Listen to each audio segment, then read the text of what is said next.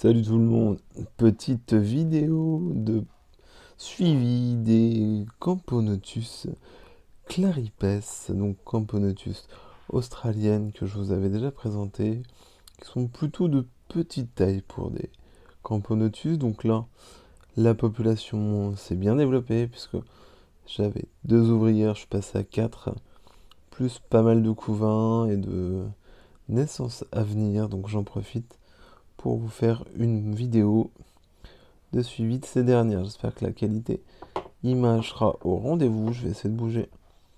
Voilà, là c'est plutôt pas mal. On va essayer de ne pas bouger pour que vous puissiez les voir au mieux. Donc il y a peut-être un peu de saleté au niveau du tube, mais là ça vous permet de mieux les observer. Vous pouvez voir une ouvrière qui a 48 heures et qui est encore très claire.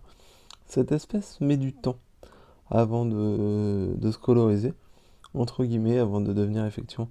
Ça, c'est une de mes plus vieilles ouvrières. On peut voir qu'elle est vraiment bien foncée et avec effectivement une coloration noire et des pattes jaunes. Alors que les ouvrières plus récentes, vous pouvez voir là, elles sont vraiment blanches. Celle-ci, qui est sur la rondelle là, qui est de couleur brun, elle est plus vieille. Et là, effectivement, vous avez des ouvrières qui ont 48 heures. Alors, je sais pas si ça va vraiment rendre bien. Voilà, c'est pas mal comme ça. Vous pouvez voir là deux petites ouvrières au fond du tube qui sont vraiment plutôt encore claires en coloration malgré qu'elles aient déjà 48 heures de vie. Donc c'est une espèce qui, ma foi, a l'air de bien se développer puisque je n'ai pas de soucis particuliers. C'est une espèce que j'ai reçue en mois de novembre avec du couvain, donc avec un peu d'œuf et une larve qui m'a donné assez rapidement une ouvrière au bout d'un mois en fait. Et suite à ça, après, ça a continué son développement. Et là, ils sont plutôt pas mal, puisque j'ai pas mal de couvains à venir. Donc, je voulais vous les montrer un peu. Donc, elles ont déménagé dans un tube bambou, rien de foufou, hein. Mais voilà, vous les voyez dans un tube bambou que j'ai réussi à nettoyer. Et il a pris du service. Voilà. Il faudra que je vous fasse une vidéo, un de ces quatre, pour vous montrer effectivement comment je procède au nettoyage de tubes bambou, ce qui me permet de les réutiliser sans souci. Voilà. Voilà un petit peu. Donc cette espèce est assez rapide, assez nerveuse. Donc là, ils sont encore très peu en termes de population, mais déjà effectivement, c'est une espèce rapide et qui est assez curieuse, qui a l'air assez nerveuse. Donc à voir.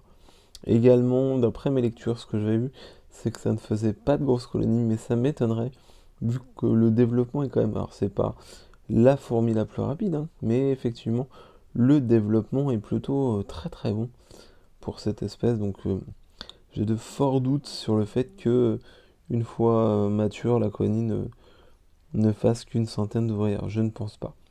Donc voilà, c'était. Pour moi, je viserais peut-être plus sur les entre 5 et 10 000 à voir effectivement avec le temps. Pour le moment, cette espèce me plaît. Alors, je suis content de l'élever et on va voir ce que ça va donner à terme. J'ai hâte de voir les majors aussi, ce que vous voyez. Cette espèce a quand même des mandibules assez développées. Même là, pour des premières ouvrières, on peut clairement le voir, hein. Là, effectivement, que les mandibules sont quand même fortement développées sur cette espèce. Voilà, donc c'était pour vous faire un petit suivi. Rien de très méchant, donc là, vous voyez, ils sont vraiment dans un setup basique, hein, avec un tube bambou, un tube classique, donc où elles ont quitté ce tube et elles se sont installées dans le tube bambou. Voilà, bah merci de m'avoir suivi, excellente journée. Salut!